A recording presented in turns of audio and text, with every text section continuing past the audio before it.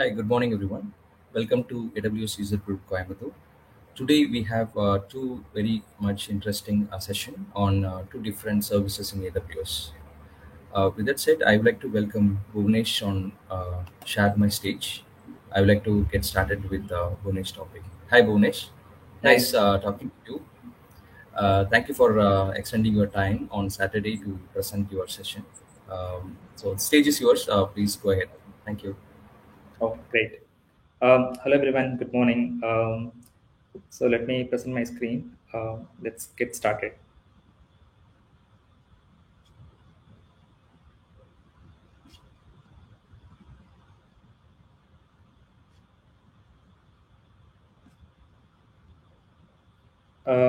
Is my screen visible to everyone?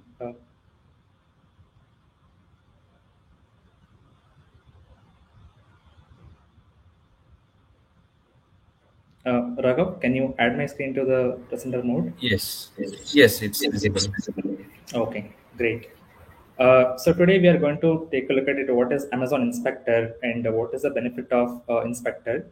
How it will help you in your organizations, like how to handle your vulnerability management at scale. So that's what we are going to talk about for next 1 hour. This is just a slide about me. I'm a data engineer working for CRED right now, but I already played multiple roles in my career. Like I started my career as a DBA, then SRE, and then I did a role of cloud architect. So multiple roles I played in my career. Also, I'm an active blogger. So mostly I write blogs on theDataGuide.in. That's my main blog. And I'm a community builder from AWS. Like I would like to contribute more to the community. That's why I participate in this program. And I'm an open source enthusiast. I already developed a couple of open source tools for AWS as well. I have given my social media handles bottom. Uh, yeah, if you want to connect with me, you can check those links. Okay, let's get started. Traditionally, like if you are thinking about vulnerability management, right? So before the recent cloud things came into the picture, how we handle this vulnerability in terms of the traditional way, uh, the traditional products, right? Maybe you might already use some of the products, right? So all these products, the traditional products are right now available in the market. They are not built for the cloud because if you think about you are actually working for or you are running a enterprise scale organization and you might be launching hundreds and thousands of instances in a day, right? It can be come and go anytime. And multiple teams also involved in this, right? Maybe developers will launch one instance, data engineer will launch instance, your SRE might launch one instance, right? And if you're thinking about traditional tools, it is very difficult to track all of them and keep configure your vulnerability management tools on top of it, right? Because your scale is big and they are not built for that much scale. You need to do a lot of efforts to scan those instances and they need to be readily available. So, for example, I want to go live with one application or I want to scale one of my application immediately, then those tools will not support at that scale or at the time they are not capable of doing that. And if you think about the tools, right, how they're working right now, they most of the tools, all the popular tools in the market, right, they all are agent based monitoring or vulnerability tools, right? You need to have a centralized server where you hosted your complete the vulnerability management software, and then you go and configure all the agents on all of your new instances, servers, and everywhere, right? And additional on top of that, you need to make sure network connectivity between your main vulnerability tool software and all those agents. So there will be a additional administrator overhead will be there if you're talking about the traditional tools. And these tools are not real time scanning. Whenever you want to perform a vulnerability scanning on your tools, right, they will not automatically go and scan whenever you bring up a new server. It's all mostly scheduled scan. Okay, or you need to automate it. For example, I'm going to launch a one new server, then immediately you need to write a script to install the agent, and once the agent is installed, you need to configure one more script to start scheduling the scan or run the scan at that moment, right? So they are not real time. The moment when you spin up an instance, you need to do all these activities manually. And finally, all these tools are created by multiple vendors, and all the tools are not same, right? Today, if you are using tool A, tomorrow you are going to use tool B. So there will be additional knowledge and effort needed to learn all those tools, and you need some hands-on how to work on that. All those management overhead will be there. This is how the traditional vulnerability management system in place right now. And now we are going to see how this Amazon inspector going to solve all of these problems in one place. And this Amazon inspector will support the vulnerability management for your EC2 instances and the container images that you hosted on EZR. Let's see how this inspector solves all of the traditional problems. First of all, this is very simple to enable, just one click. If you have hundreds of accounts, thousands of accounts under one organization or multiple accounts here separately, right? It is very easy to enable the Amazon inspector in just one click in your AWS console. Very simplified management. And there is no agent required for this inspector, because you already heard about something called SSM agent, right? That one agent is enough. And right now, all the images that Amazon contains, all the recent images like Amazon Linux, Ubuntu, CentOS, all these kind of AMIs already packaged with this SSM agent. So you don't need to configure any agent additionally. So that problem is completely solved here. And third thing is, the moment when you launch a new instance, right, or when you put a new container into your ECR repository, then Amazon inspector will automatically detect it. Okay, there's a new server launched and I need to go and scan that. That automatic detection is actually one of the biggest advantage of this Amazon inspector. And then it will perform the near real-time scan. The moment when you install a new package, when you install a new software, or when you upgrade some package, right? The moment when it is installed on your operating system or your containers, right? It will start scanning it. It in near real time. It will take a couple of minutes to scan that, and you don't need to like schedule the scan. It will automatically happen. You don't need to run the scans manually. And the another big fifth advantage is it will automatically detect the patches. Let's say I'm running on Nginx web server. It has some vulnerability. Then our security team fixes all the vulnerabilities. Then Amazon Inspector is capable of identifying those patches as well. Then automatically will tell you, okay, this vulnerability is fixed. Then it will show you in your dashboard. Okay, there are 4 vulnerabilities before. Now one vulnerability is fixed. It will automatically detect that patching as well. And it will not only scan your packages, also it will try to identify how many ports that you expose to the public world. Because sometimes attacks can happen remotely due to when you expose your public port to another, like port to the public, right? In those situations, inspector will tell you these many ports are available and these ports are reachable from multiple stages. Let's say I have a private instance, but I attach an internet gateway. It will detect that you have a private instance, but you have an internet gateway attached. So the traffic might be going flow this way. And let's say you have port number 82 open to everybody, and that is a public instance. That will tell you have port number 80, which is open for public. So all this network level reachability also handled by the Amazon inspector. And next thing is CVE score. So CVE score means there is a industry standard based on the vulnerability level, how complex it is.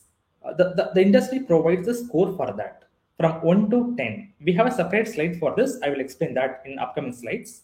And finally, this Amazon inspector not only detect the vulnerability, it will give you more detailed information about the vulnerability. What is the CVE number? What is the issue contains?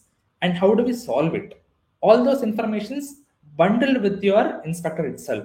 When you click the vulnerability name, it will show you all the details in the console itself. So this is how it is solving the traditional problem in the vulnerability management system. Let's see how this inspector actually works. Whenever you're going to launch a new EC2 instance, right, one mandatory rule will be there. You need to have an SSM role attached to that instance. That is one mandatory thing. Without an SSM role, your instance will not be detected by the inspector.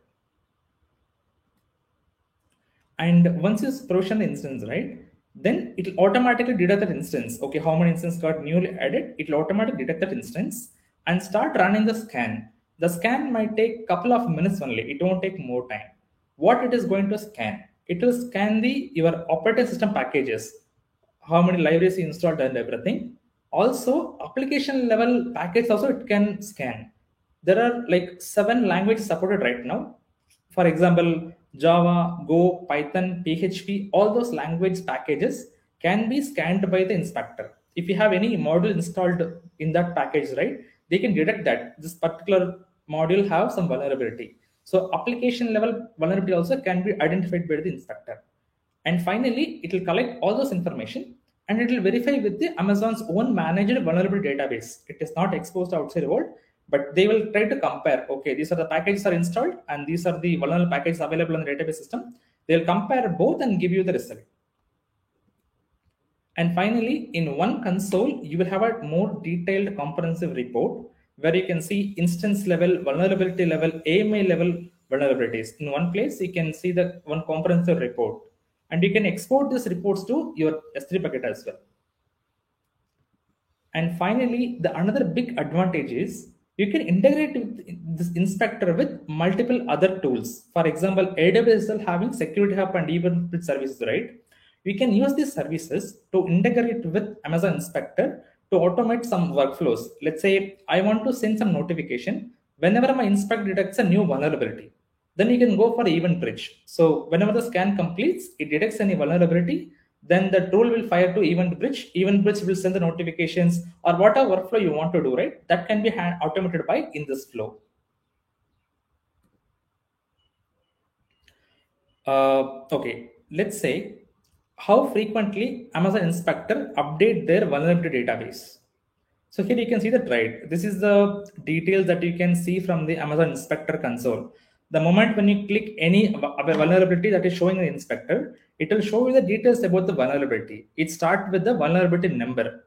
This all industry standard numbers. You can compare this with any other like Explorer DB. There are other tools available, right? You can take this number and you can search it in multiple vulnerability databases. You can find a similar explanation. And then it will tell you what is the exact problem with this vulnerability. And some of the vulnerabilities, they already provide the remediations, how to solve this. That is also visible in your AWS console itself. But how to update their vulnerability database? And that's how Snyk come into the picture. Snyk is one of the leading security vendor in the industry. So Amazon actually partnership with Snyk for vulnerability fitting database. Whenever a new vulnerability detected, right? So Snyk is actually doing that work. So they will collect the data sources from multiple places and they will maintain a database system internally about the vulnerabilities. And Amazon partnered with Snyk. So whenever Snyk identified a new vulnerability, right, that will be updated into Amazon's Inspector database. So this is how they maintain the up-to-date vulnerability database system. Okay, now coming to the CV score. So CVSS means Common Vulnerability Scoring System. This is an industry standard system. So it's actually provide you the complexity of the vulnerability from 0 to 10. If the vulnerability level is 1, then you can consider it is a very low sensitive vulnerability. But if the score is higher, more than let's say 8, 9, or 10, then you can think about this particular vulnerability is more vulnerable and you have to concentrate more on that. So where it will help you. So let's say you have like hundreds of vulnerability in your systems, right? You should concentrate on the high score first. So what are the high priority vulnerabilities? You can start concentrating on those vulnerabilities and fix it. So that is how it will work. But luckily in Amazon Inspector, right, we have one more score, something called Inspector score. I'll show an example here.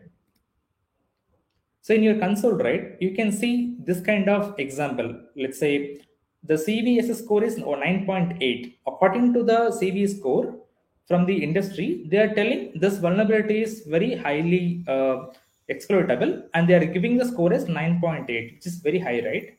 But inspector will give you 8.4. How they are calculating this difference? So this one of the vulnerability, I took it very recently. So Amazon inspector not only select the score based on the CVSS database, they will do some checks in the background. Let's say in this example, right, you can see the metrics here. So these metrics are actually, again, they all are defined by CVSS community and they will go and capture all those metrics. How vulnerable is this? You can see this, right? This particular vulnerability can be exploitable when you have a public internet connectivity. That is why they are giving the score 9.8. But my server is actually hosted on a private network and there is no port exposed to the public, which means this vulnerability cannot be attackable. But still it is vulnerable, but the chance of attack is very less because I'm not exposing that to the outside world, right?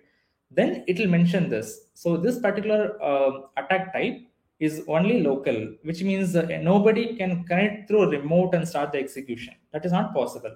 That is the reason you can see the rate. The MSN inspector rated this vulnerability as 8.4.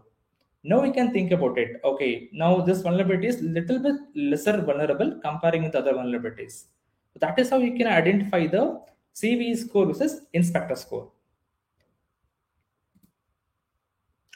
Now let's take a look at other features that inspector provides. Okay, you can have create some rules called suppression rules.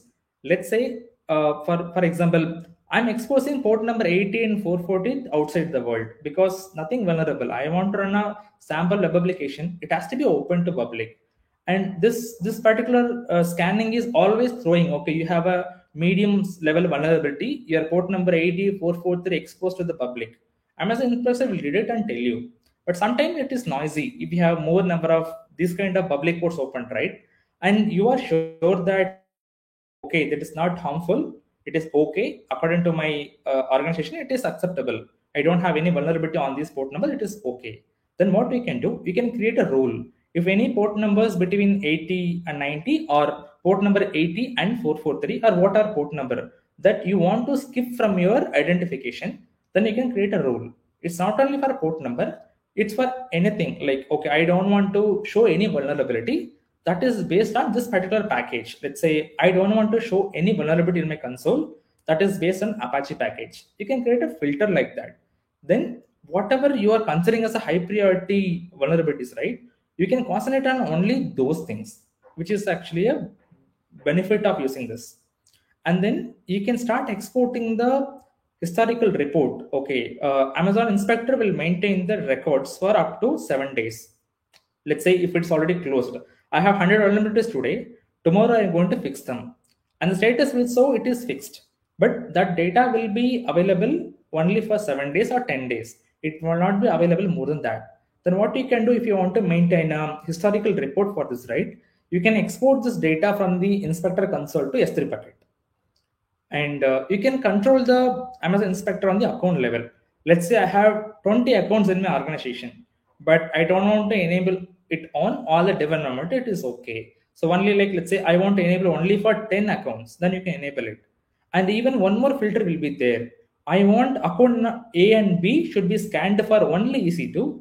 Rest of the account should scan only ECR repository. We can control what to scan as well, but unfortunately you cannot set a permission or policy for resource level. That is not possible. If you enable inspector on one account, it will be scanned the entire instances in your account. So that is the level of access you will have. And another advantage, you will see the cost consumed by the inspector in console itself. It has many features, right? But if you think is it costly, actually no. This cost is actually $1.2 per month per instance, which is very, very cheap comparing with the any other tools available in the market. And then, as I mentioned already, it can be integrated with Security Gap, EventBridge for any kind of automations. You can do it, and it contains a very detailed comprehensive dashboard that we are going to see after this session as a demo. I'll show you how comprehensive is this. This is one of the interesting case study that I found in the YouTube. You can see it is actually hosted by AWS re:Invent 2021. So there, Uber's team actually presented a session how they utilize this Amazon Inspector to automate their vulnerability management system. So the overall end goal is whenever the inspector identified a new vulnerability in a system, right? So they should automate something, and it should create a Jira ticket automatically and assign it to the respective team managers. It will happen automatically.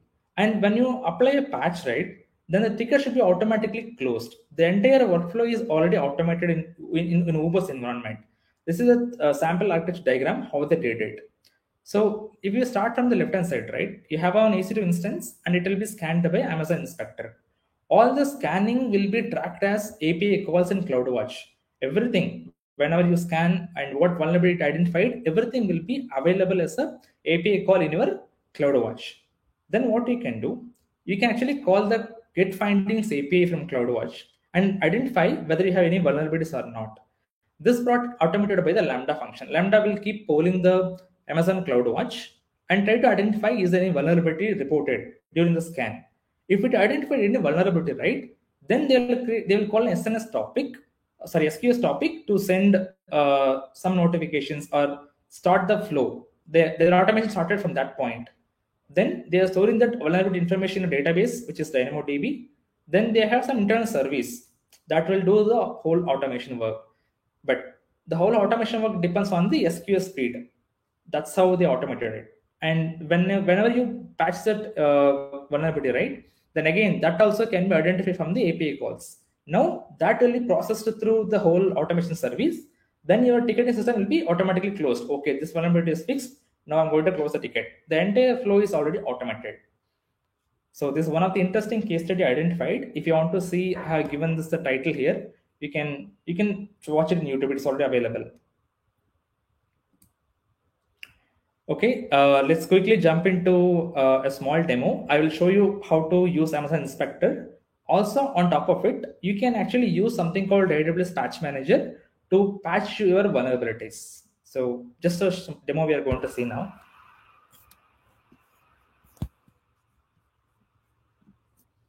So this is the inspector console. So in this account, I have only 2 instances. You can see that, right? There are 2 instances available. Along with 2 instances, 2 are actually managed by inspector. So if you click on that, you can see that instances. I launched these 2 instances for demo purpose, and you can see that what instance name, what is the account ID, and what is the AMA operating system. All those information you can get it.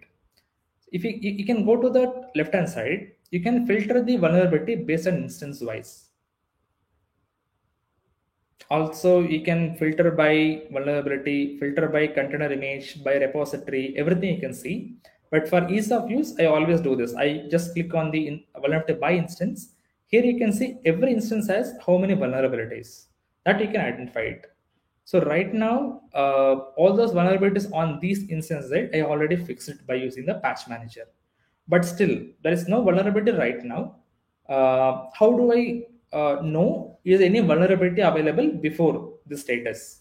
Just you can click on that instance, right? And then you can see what kind of vulnerabilities are there. Here you can see that, right? This has one small vulnerability, which is like port number 22 is reachable from anywhere.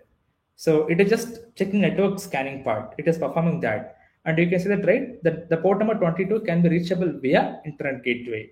And this is the ENA ID. So these things already available.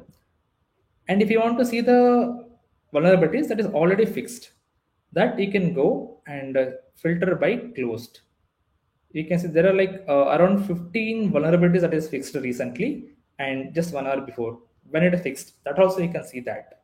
And if you click on that vulnerability, right, then you can see the detailed information. So what is that vulnerability meaning? What it will do actually, and what instance is affected, what is the package name, everything you can see here itself, right? And if you click on the inspector score, here you can see that. So according to the CVSS, they rated as 8.8, and Amazon also giving the same score because it is reachable to internet and anybody can exploit, right? So that is the reason both the scores are similarly same. And this is the metric that will tell you what level of complexity is this.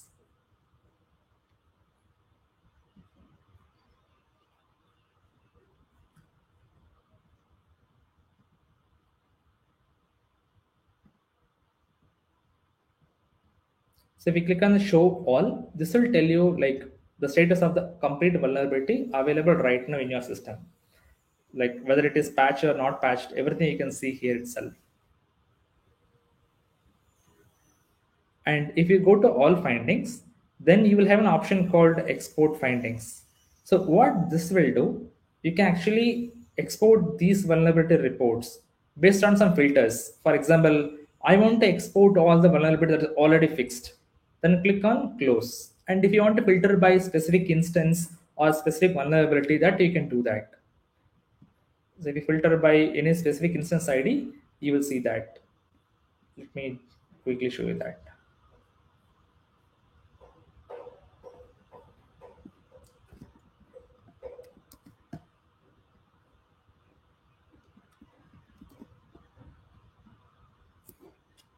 So you can just select like this. I want to export all the vulnerabilities fixed by this particular instance. Then just add it in your filter condition and select your file format, whatever format you need, and select your S3 bucket. And it should be encrypted by KMS key. It is mandated here. You should not export without KMS, and it is not also not possible. So what you need to do is you need to create a KMS key and allow AWS Inspector to use that key, and also create a bucket policy in S3 bucket. Then you can start exporting it. And this is the suppression I was talking about. So here we can see that, right, this instance has one vulnerability, which is the port number 22 is reachable from the internet gateway. But it's okay for me. I want to skip this rule. Then what I can do, I can simply go to the suppression rules. I'm going to create a new rule. Let's say skip port related items. And we had a filter like this. This is coming under network section. So let's say open port. So from port 22 to 23 or even 22, you can apply. So the port number 22 will not be scanned by your system, and even if it is identify anything, right, then it will not be identified by this. You will not see that here.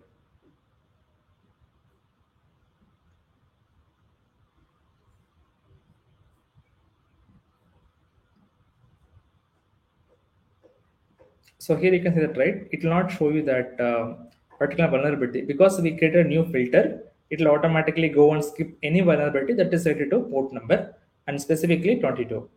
That you can see whatever the vulnerability is skipped by this rule. You can go to suppression rule, click on that rule, then you can see how many vulnerabilities skipped by this particular rule. That those things you will see in the specific area, right? Okay, so now let's quickly do a small hands-on with how to use Patch Manager. So Patch Manager is a part of System Manager service.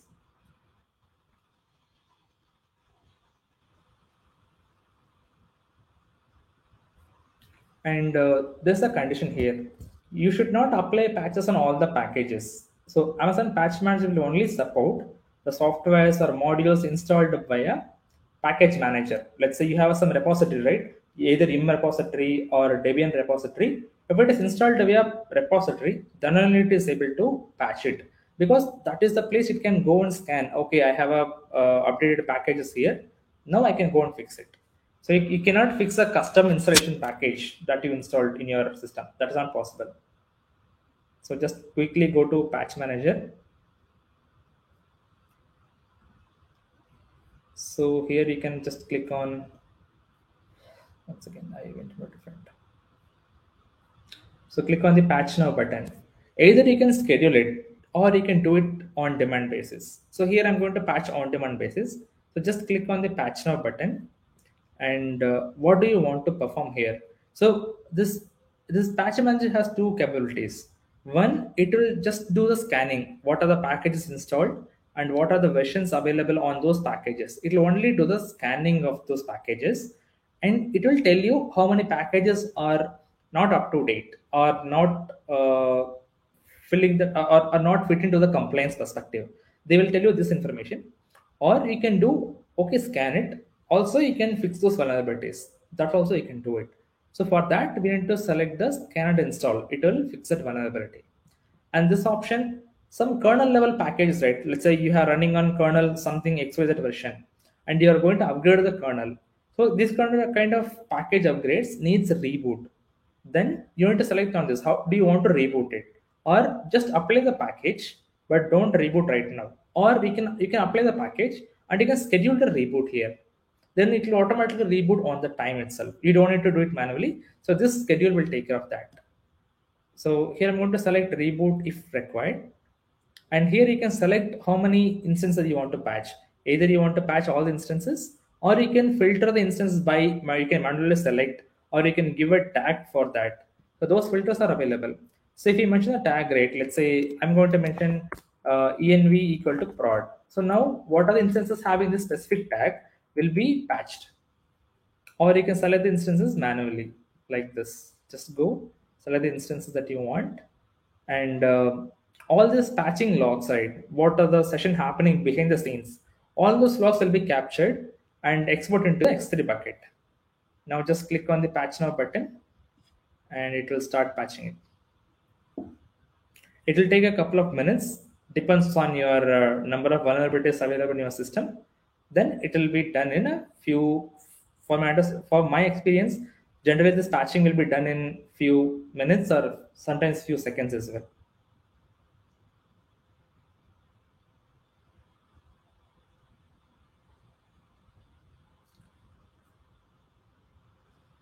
So now the execution started. So all the executions will have their own association ID here. So if you want to see the previous execution and what is the status and what is the log, we can identify here. So let this patching session run. Meanwhile, I will show you the previous patching things. If we go there, we can check the execution history. I have done multiple patching recently. Then if you want to see the logs of the recent execution, you just click on any one of the execution ID. Okay. Here you can see the log output.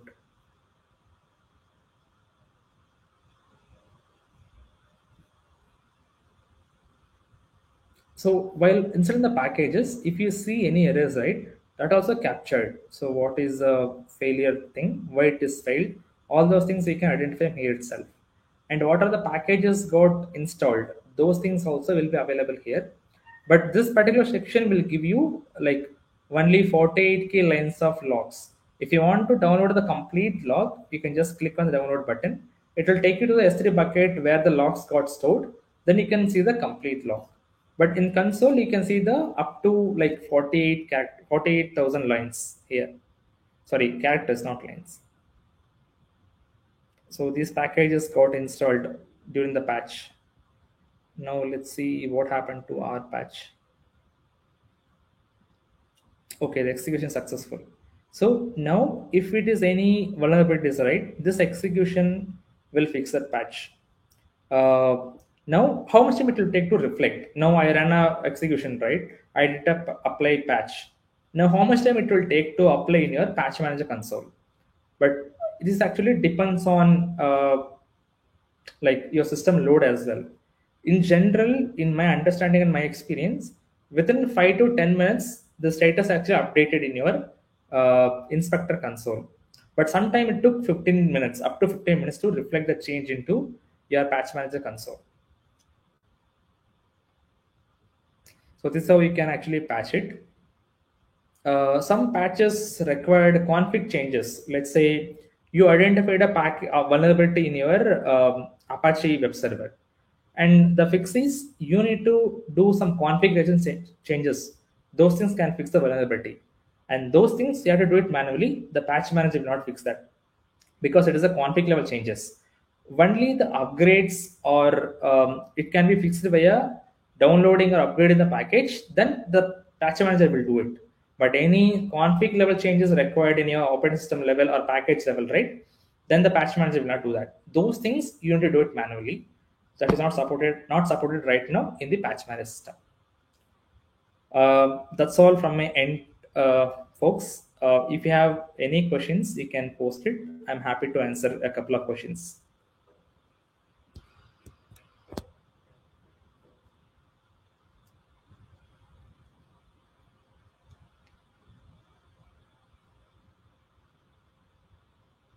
Raghav? Hi, Bhunesh. Thank you for the session. We do have a question from Tamil. Let me post it. Okay. Yeah, thanks for the session, Bhunesh. I'd like to know if multi-account finding aggregation feature is available in for Inspector. Yes, it is available. Let me show you that. So Mhm. you can go to the system manager, sorry, inspector. Here you can see the all findings, right? You can create a filter, account ID. And here you can mention what account ID you want to filter. So now in that view you can see that.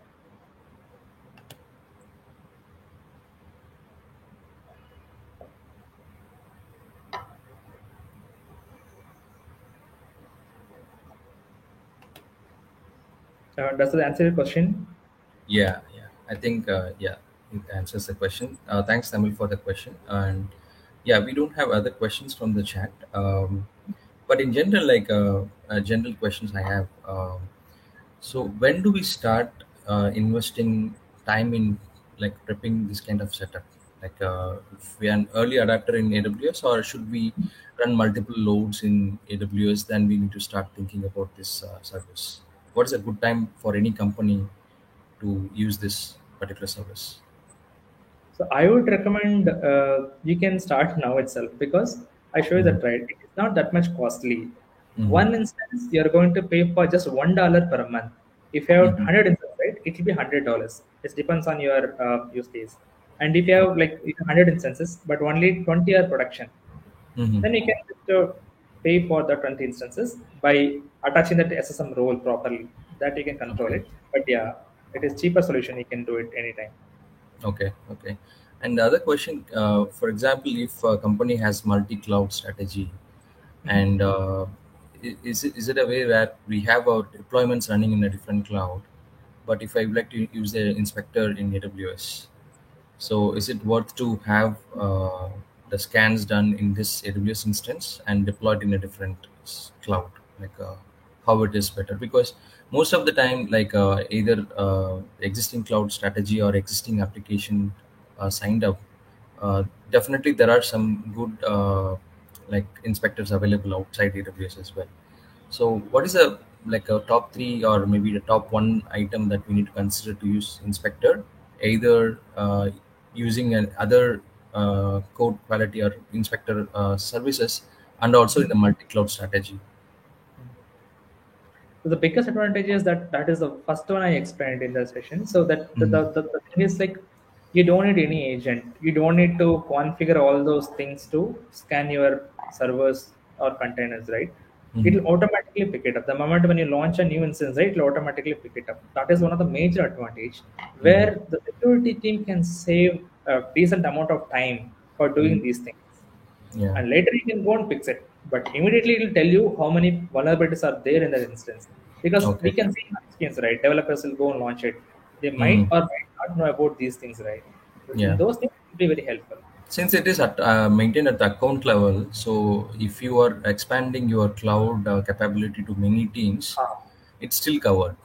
So in this, Unfortunately, yeah, right now it only support on inside of the AWS, but yeah, maybe expecting AWS can extend it to another maybe cloud. on-prem or multi-cloud, because it's Okay, purely based on your SSM agent, right? yeah. So, So but yeah. I think like when we are in a cloud, right? So this helps when we are expanding our cloud capability to many teams within an organization. So without even like training other people how to do it, so this service running in your account or your multiple accounts will automatically perform tasks for you. So behind this you can have some mechanism to notify the users or the owners of the services, and they can look into it, right? So Yeah. yeah, that's a good advantage. Yeah, Yeah. thank you. Thank you, Bonish. I think we don't have other questions, but Okay. it was really a great session, and thank you for your time and presenting the session for AWS User Group Coimbatore. Sure. Thanks, Thank everyone. you. Thank you. I would like to welcome Manoj for presenting the next session on App Runner. Hi, Manoj. Nice talking to you on User Group Coimbatore. Yeah. So, hello everyone. Hi Raghav, and I would really thank to give me this wonderful opportunity to talk about getting started about App Runner. So, without wasting time, let me share my slide.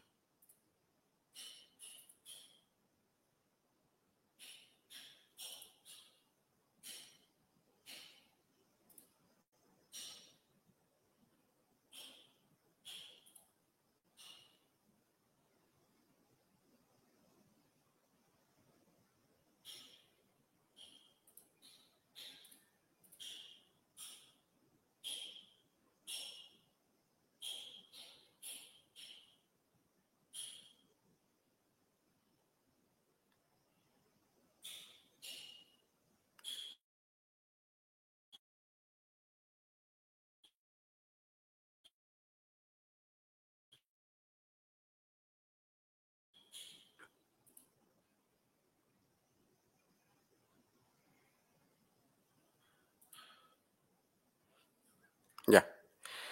So can everyone see my screen? Yeah.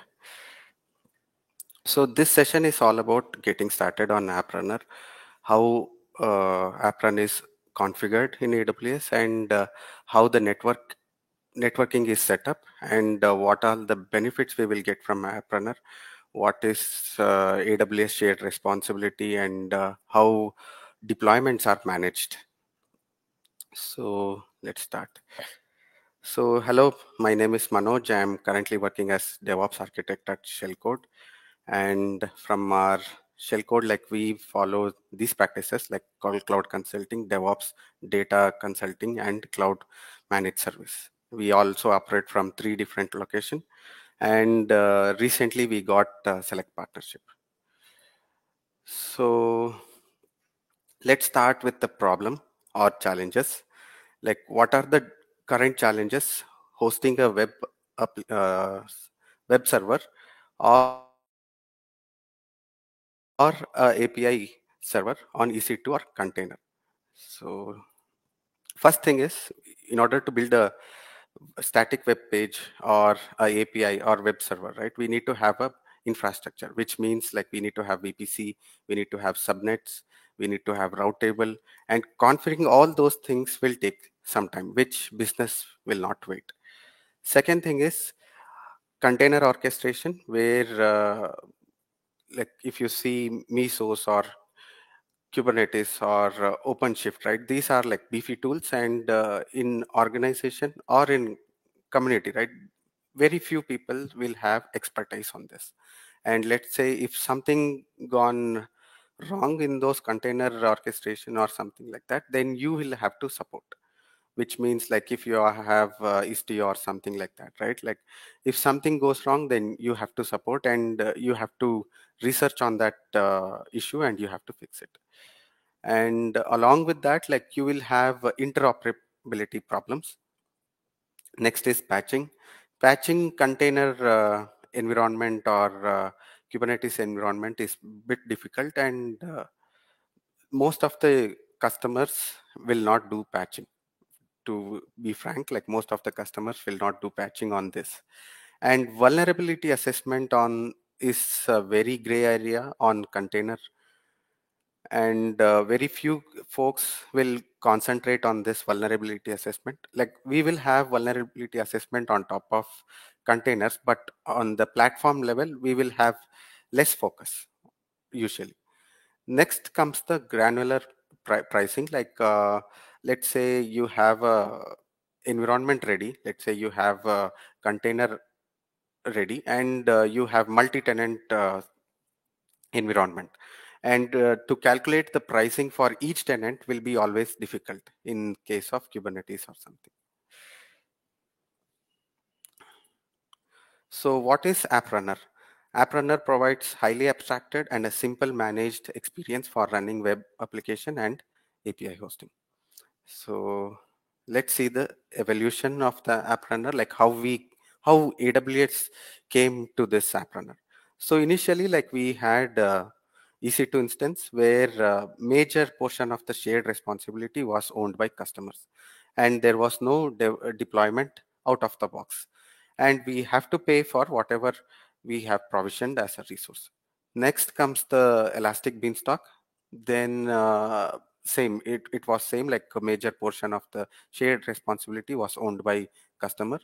Then deployment was added as a feature, and you have to pay for the underlying resource. Only AWS will take care the environment provisioning, like using a CFT template, it will provision everything. That's the new feature which was added in the Elastic Beanstalk. Next comes the ECS Fargate. So Fargate was managed completely by AWS, where users got reduced responsibility on EC2 instance, patching those EC2 instance, monitoring those EC2 instance. Then again, like CI/CD should be set up by customers. Only the EC2 pricing was reduced from Fargate. Let's deep dive onto each of the module and we will see. So here the dotted line represents the AWS responsibility, and above that you can see customer responsibility. So if you see here, like hypervisor and physical servers were maintained and managed by AWS. On top of it, operating system, runtime, application, everything was managed by customer. And along with that, customer should provision load balancer, as well as he should or she should have a CI/CD setup to deploy the application. And you have to manage auto scaling, everything. So on peak time, this setup really looks good, but if it is not peak, let's say it's a weekend, you can't directly go, like if you are maintaining a legacy application or something like that, right? You will not shut it down. And the load balancer, you can't shut it down, like there is no on off switch. Once it is provisioned, you have to pay for what you have opted. Let's see the Elastic Beanstalk environment. So if you see, nothing changed much. Only the environment creation part was taken care by AWS, which means like AWS will provision a CloudFormation template on behalf of the user, which will create all the load balancer, auto scaling, CA. It will not create CI/CD, but it will give you the ability to deploy all the application. But still, like AWS responsibility was till hypervisor itself. It didn't move till OS. Next comes the container. Soon container became popular, and AWS released a service like ECS. There initially, like ECS was similar to current EKS model, where ECS will deploy a agent on top of EC2 instance, and it used to manage all the API calls on top of EC2 instance. Now, again, on top of it, AWS also brought Fargate as a new service, where AWS responsibility was pushed till OS level and container orchestration and agent level. So if you see, like hypervisor, EC2 instance, OS, and container orchestration was managed by AWS, and only the load balancer part, application part, and runtime part was managed by user. So this is the benefit which you got from Fargate. So let's see, like what is the impact of AWS App Runner. So AWS, if you see AWS responsibility, like it got pushed on top of runtime. Like if you see, like from Fargate to this, like AWS responsibility got pushed to up to runtime. Like you only have to manage your application, not the load balancer, not the CI/CD deployment or anything. Only you have to manage your uh, application, like you have to give your container or source code. And auto scaling will be a shared responsibility, where you will tell how much concurrent processes can be run or processed on that container, or how you want to scale it. Based on that, AWS will scale it, and AWS will take the heavy lifting of pre-warming the containers, all those stuff. And so these are the benefits of App Runner. One is increased productivity. So using App Runner, you no need to have like waste time on building infrastructure like VPC, subnets, all those stuff. You can directly provision a static web page or API, and it will give you the true benefit of serverless capabilities. And you have built-in deployment, where you just have to give your containers, or you have to point it to ECR, or you also have the options to point it to a GitHub repository. And App Runner also got automated scaling. You have to give how much instance, like not regular EC2 instance, like instance of container should run in App Runner. So based on that, AWS will take care of the scaling, everything.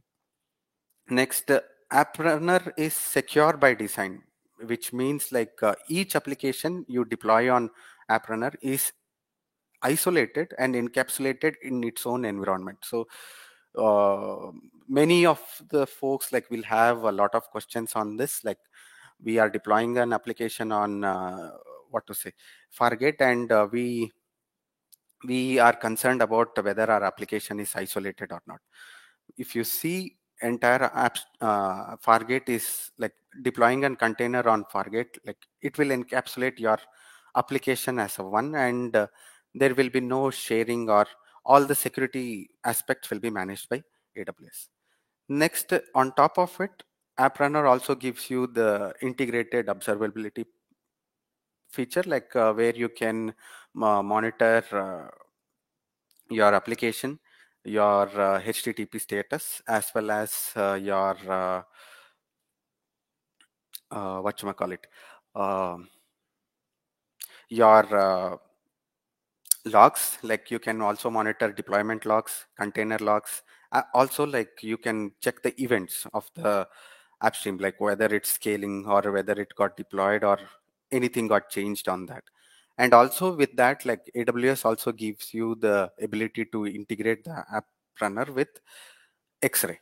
So you can check the service maps, all those things. And you also get granular pricing, which means like if you go to AWS Cost Explorer, you can see pricing based on data transfer cost, storage cost, as well as the app runner cost. Let's see what is running under the hood. App runner is consistent of these following things, like it uses Fargate, it uses ECS service, it uses build service deployment, and it gives you load balancing and scaling. Let's see when to choose App Runner, like on which, what are the use case of App Runner. So App Runner will be used basically on web application and API servers. So App Runner is only used for these types of application, not for database or something like that. And the application should be long running, which means like you can't run bad jobs on App Runner. Next point would be like, of course, it's stateless application. You can't store any stateful application, because once it is scaling or scaling up or scaling in, right? So entire application will be teared apart, and all the volumes will be volatile. So you can't store any data on top of App Runner. So next thing would be no background processes. Let's say if you are running background processes in App Runner, right? Like you will have difficulty to scale it down, which means like App Runner will be scaled based on computer request, not like user traffic or something. So if your computer or CPU or memory is processing something, then it will not scale it down. So AWS doesn't recommend to deploy a application which is doing some kind of background processing. Next, without wasting time, let's deep dive on the demo.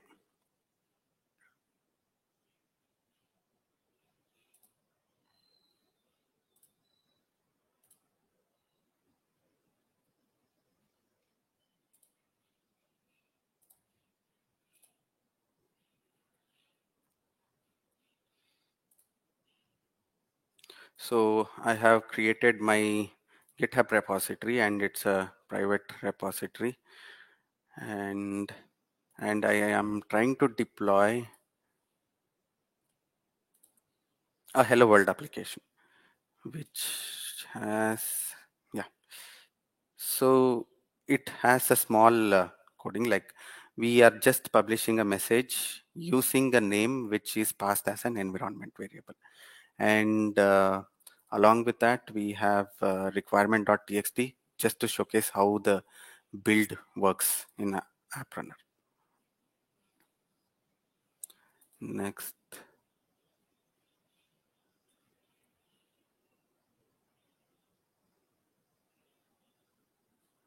Let's create a service. So you have multiple options, like you can select container registry or source code repository. And in container registry, you have your traditional BCR, where you can select your private repositories. To select a private repository, you have to specify a service role. Or if you are using public repository, ECR public repository, then no need to select any role or something. You just have to give the URI, and app runner will be deploying it. The only thing which you will be missing here is like you will get only the manual deployment method, because we will not know like when they will release a new ECR image, right? So that event can't be captured, so you will not get an automated deployment. And if you choose private repository, then you will have full ability of automated deployment, all those stuff, all the 9 yards. And for me, like I would start with my repository. So in order to connect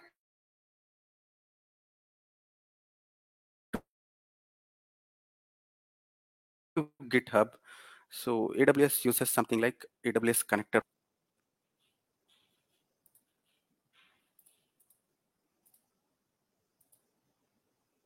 So you will get a pop-up. Not sure whether you can see the pop-up. Can you see the pop-up? Oh, let me share my full screen.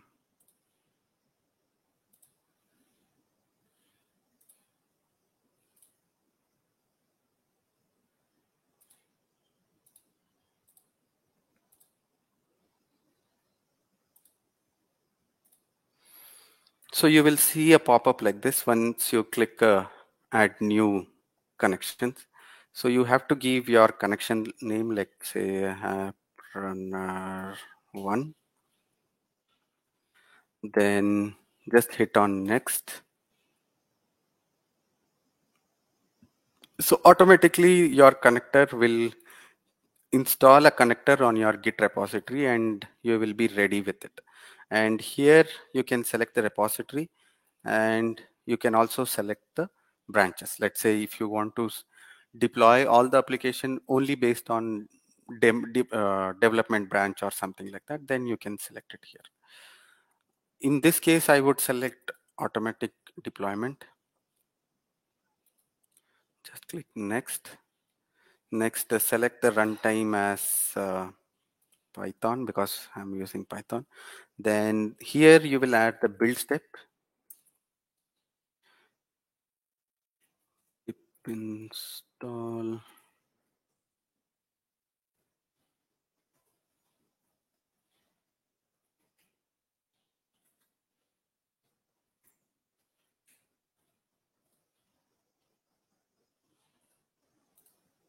Yeah. Then you have to specify the run command, which is, this is my main application. So I will put down its name, server.py, server.py, yeah. And you will specify the port for you. For in this case, I'll use 8080. Next, click on next. Just give a name for this.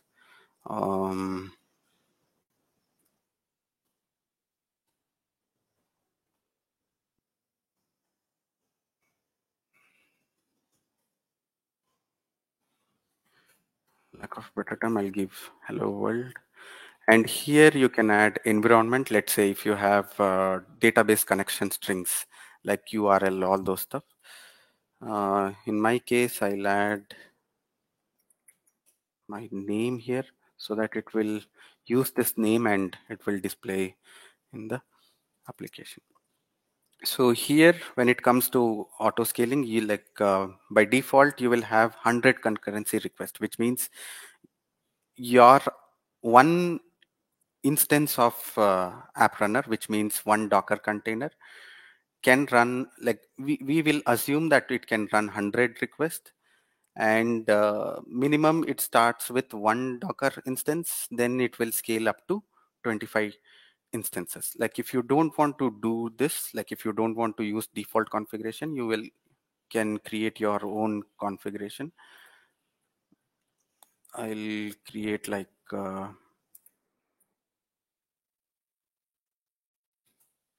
wave count, where I assume that my application can only handle 10 requests, because I don't want to give much load on my application.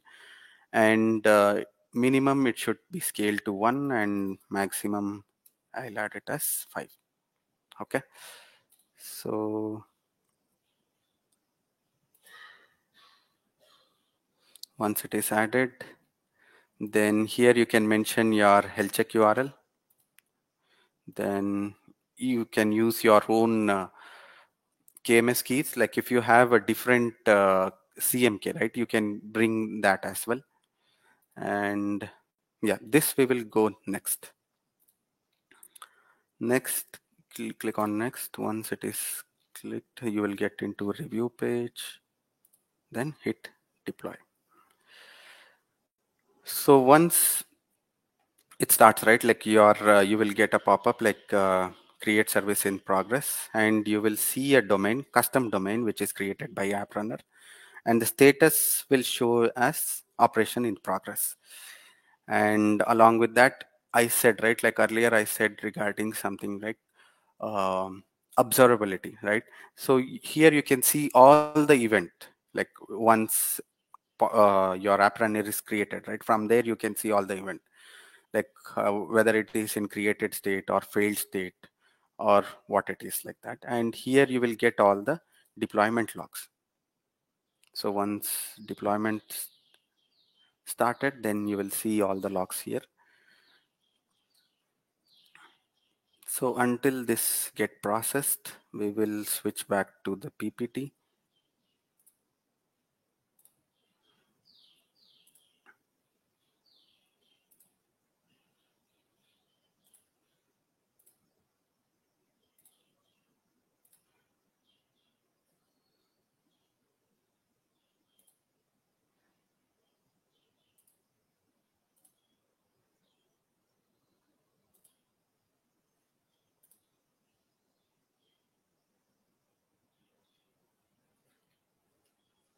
Okay, we have a question from Tamil, like AppRunner doesn't support stateful application. What's the best native service could be used for state?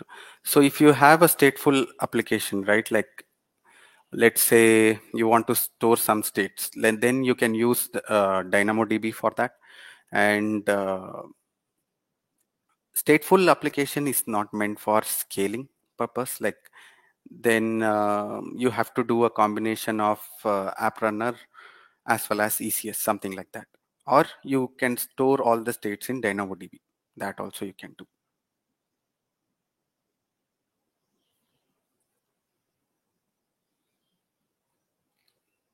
Next.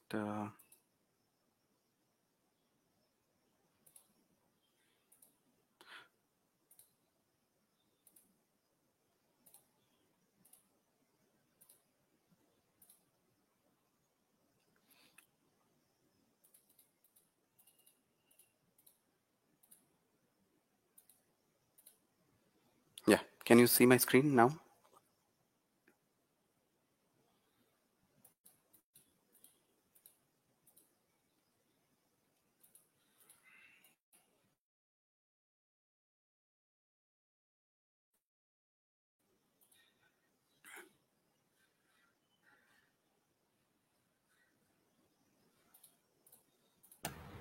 Yes, Manoj, we can see your screen.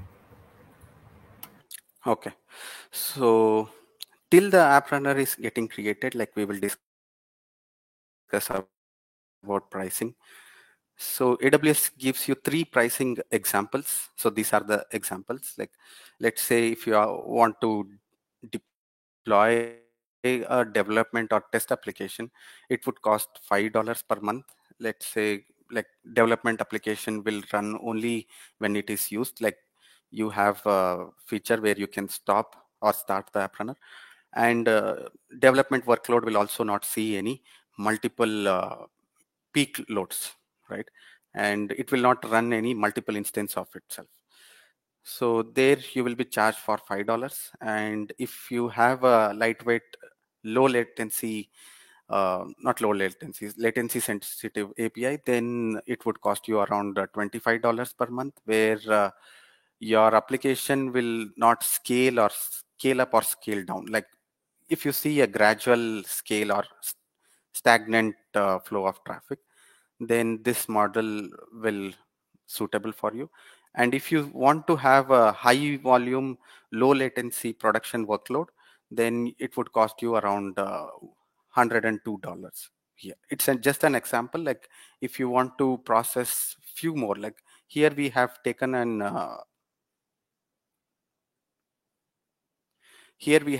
taken an example of 10 active instances. So once you have full peak workload, right, then your application will automatically scale up and it will scale down. If we are running 10 active instances of your app runner, then it would cost around $102.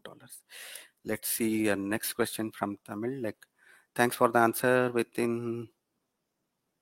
Yeah, thank you. With new Lambda function URL, why would a developer use app runner for backend? Still, like,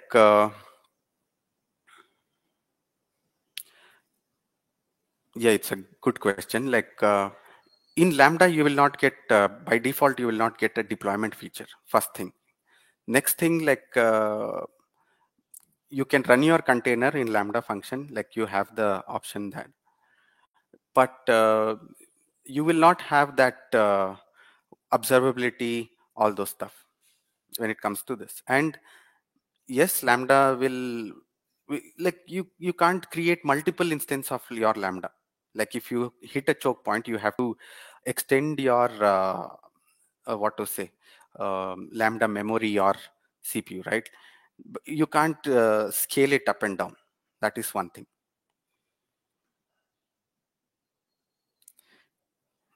Did it answer your question or?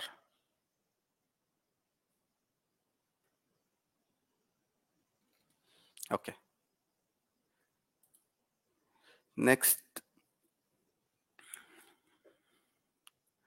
yeah. So the compute charge for the app runner is 0.064 per hour, which is comparingly with less than EC2 instance. And for the storage, it is 0.07 GB per hour. You have to pay only the storage charges, nothing else. And if you opt for automated deployment, then it would cost around $1 per application per month. Now let's switch back to, yeah, let's switch back to,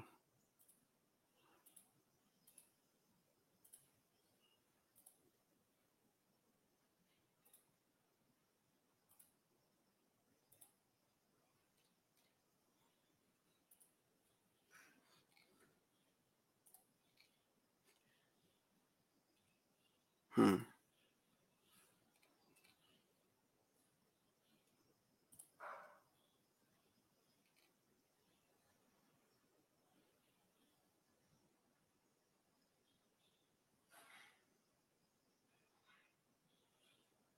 Okay, I did some spelling mistake for this requirement.txt.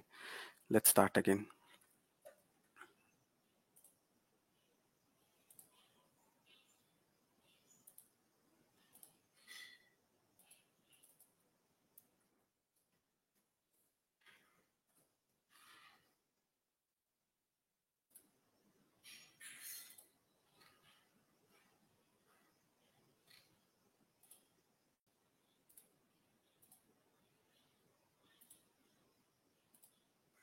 So when it comes to runtime, like you have support of Python 3, Node.js, and Corretto.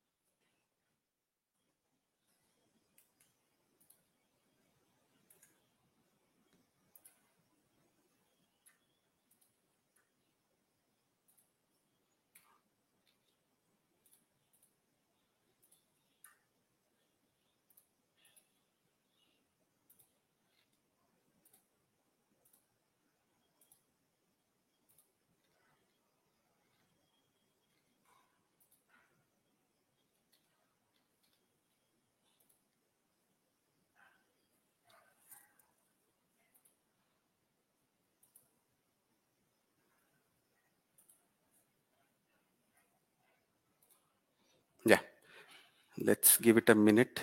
So if you have any questions, just please post it here.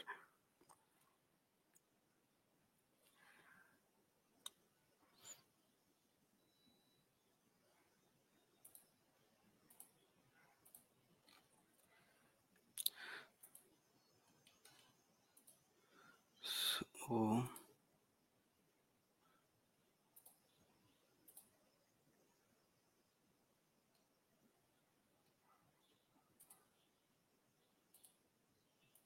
so you can see all the activities performed on AppRunner, and all the events performed on AppRunner will be stored on CloudTrail. So you can check like who deployed this service, or who resumed the service, or who paused it, or something like that.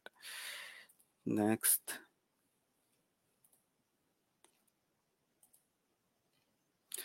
So here you can change all the configuration related to your application.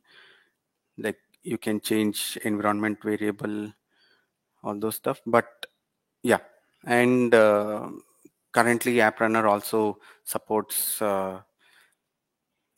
private links, which I'll show you in the slide. Yeah.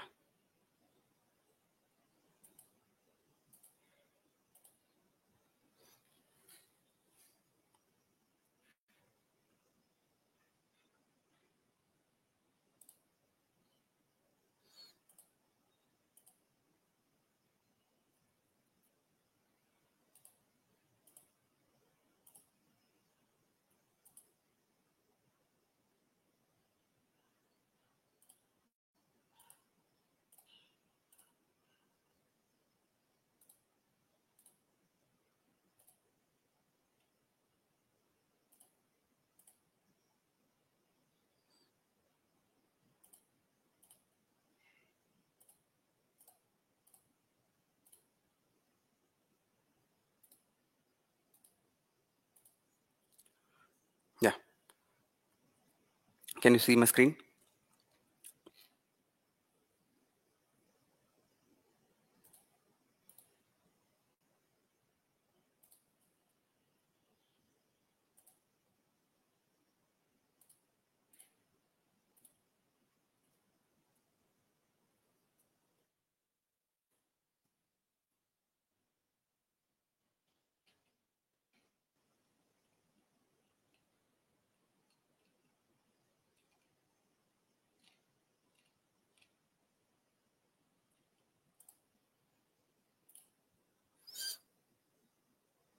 Yeah.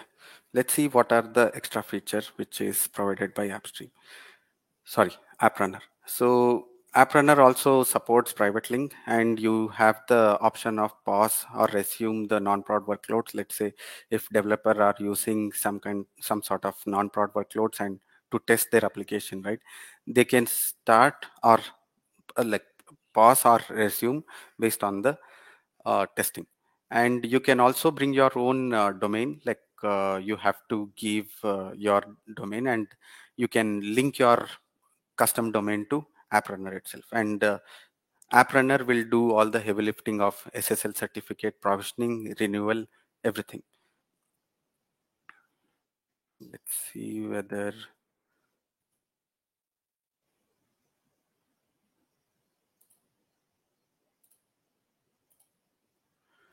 our AppRunner got deployed or not.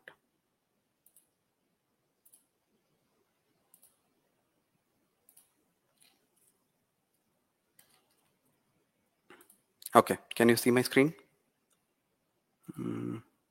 Yeah, good. So if you see here, my Hello World application got deployed successfully. So here you can capture or see all the logs, like when application got created, what was the service, all those stuff. And you can also see the deployment logs. So if there is any error in your deployment, right, you can check here itself. Next,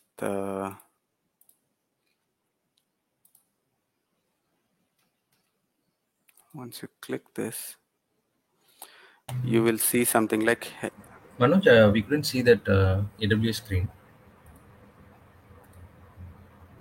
Okay. Yeah.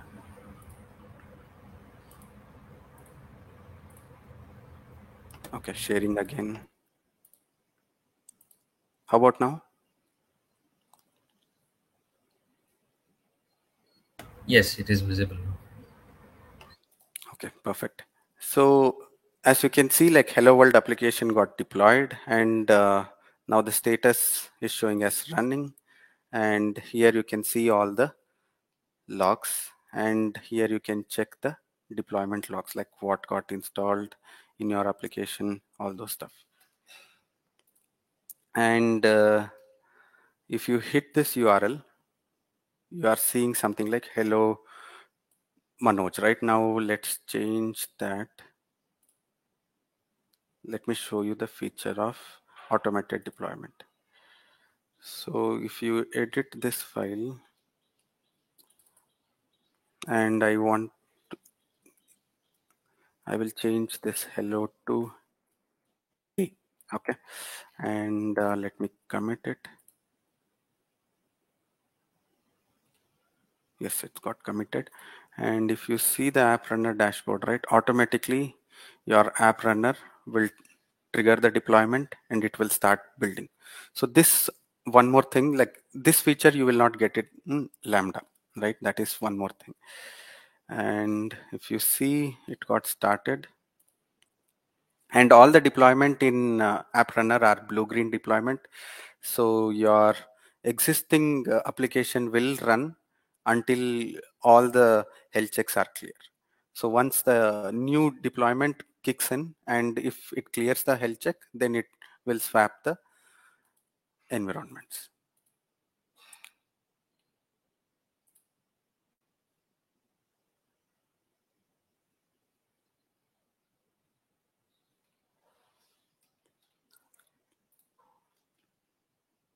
Okay, so let me show you.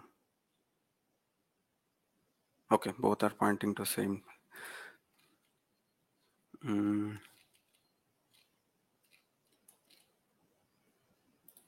So you can also create a private link. Let's say you have a database like RDS or something which is sitting in a private VPC. So recently AppRunner gave a feature where you can select the VPC which you want to deploy, and there you can create a private link. So using that private link, AppRunner will communicate with your database, all those stuff.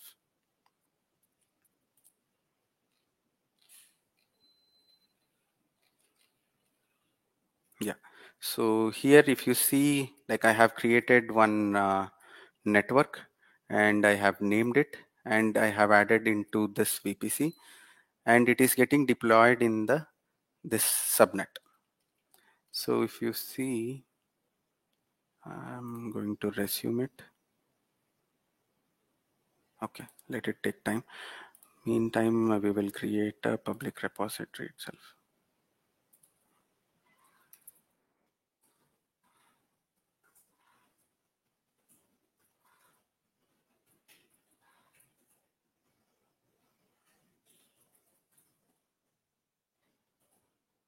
So if you want to try out, you can use this public repository.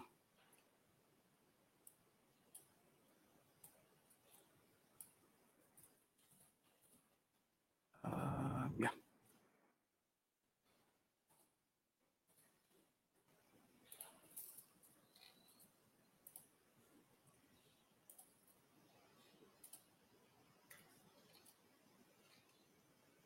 So in place of networking, I'll not use public access. I will use custom VPC, and here I'll create a VPC connector.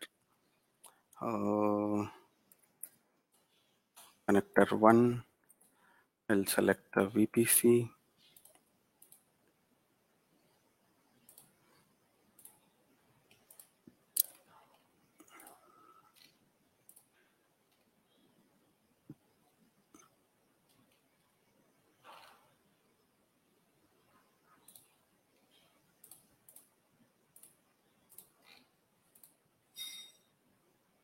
Okay, it got added. And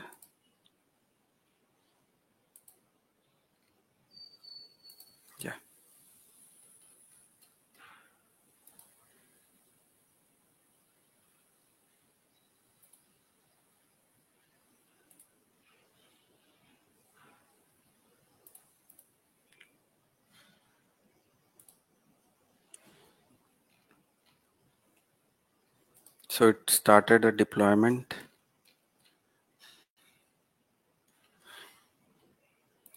Yeah.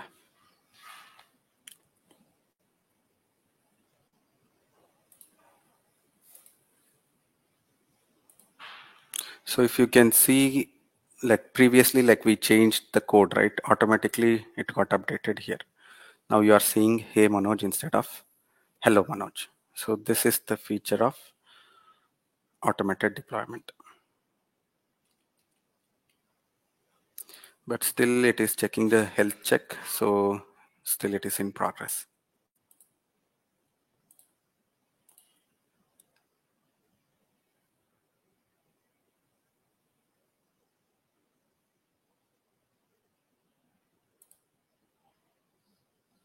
So in meantime, do you have any questions related to AppRunner? Okay. Could I place a AppRunner CloudFront in? I haven't tried that, but I have to check it. I think you can integrate AppRunner with WAF also. Yeah. And when AWS is providing you a public link, right, then AWS in background, they will also have some kind of security checks.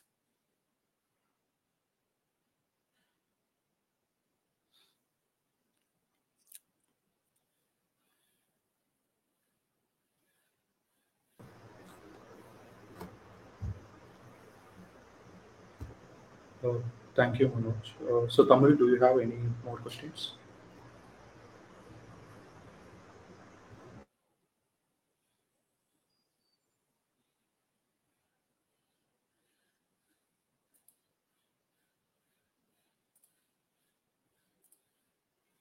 Okay. Or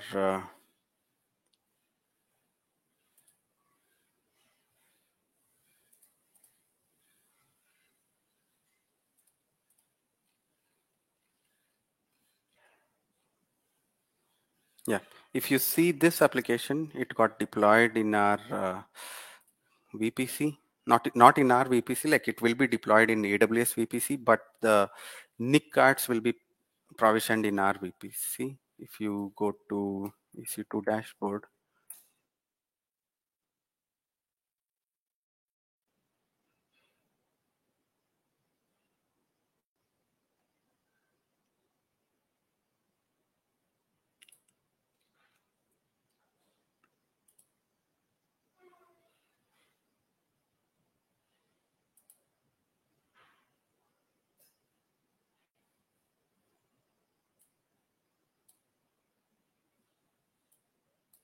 you can see this ENI, Fargate ENI, which is provisioned in our VPC, right?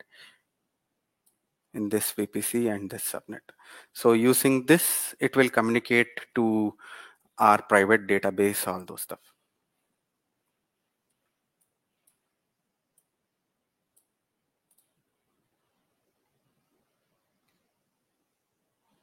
So this private IP address is used for the communication, private communication. Let's see what was the status of this AppRunner.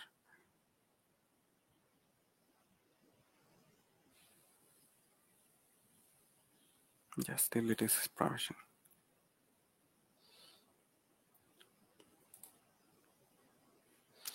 When it comes to metrics, you can see all the metrics.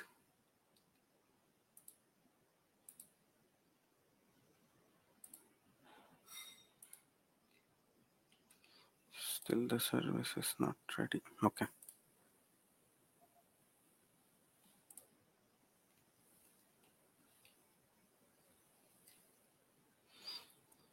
You can see the request count, like how many requests were processed by your AppStream and how much were 2xx, like which are success code, not found, something like that, and gateway issues. And you can check the latency of those requests, and you can also see the active instances count. Here, like we are not processing anything, so it is showing as 0. But if your application scales, then you can see all the scaling activity under this active instances. So when it comes to, so here it is not enabled. Yeah. So the private one got deployed and it is working as expected.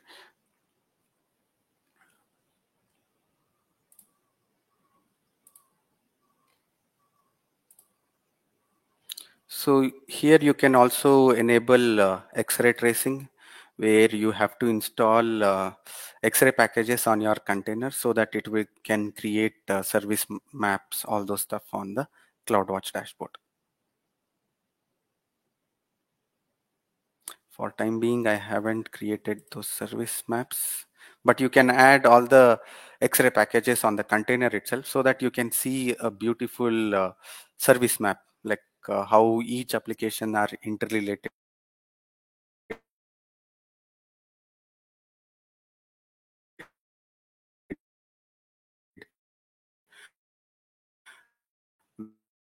where you are getting latency, all those stuff you can trace back to our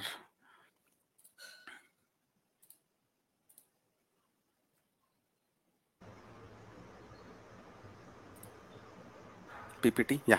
Can you see the PPT now? Yeah, beautiful. Yes. Let's start from here.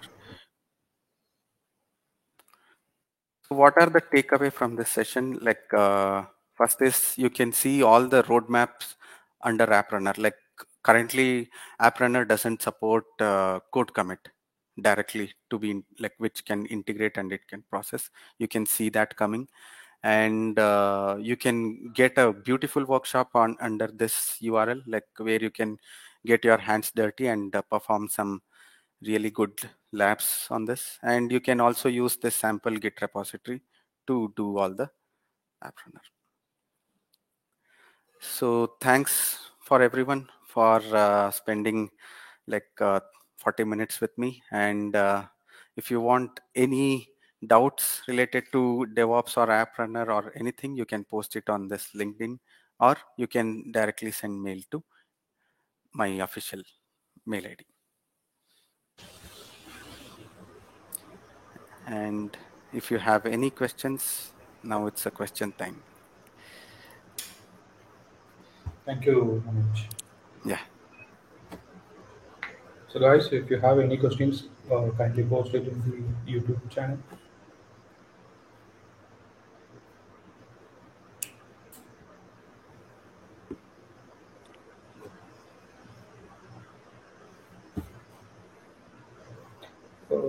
I guess that's all the Q&A for today, Manoj. So thank you so much for giving a intro on the app runner. It was a great session, and Yeah. yeah. So thank you for spending your a little time of your weekend with us, and thank you all the attendees, and especially to Tamil Selvan. Thanks a lot. Thank you everyone. Have a Thank you great so day. much. Yeah. Yeah, cool. So, guys, we are coming up with more sessions on AWS UG Coimbatore. So we will be keep on posting in Meetup and LinkedIn. Keep us following us and keep an eye on all the channels. And also, we will be coming with offline and online activities in a couple of weeks. Uh, yeah, that's all for today.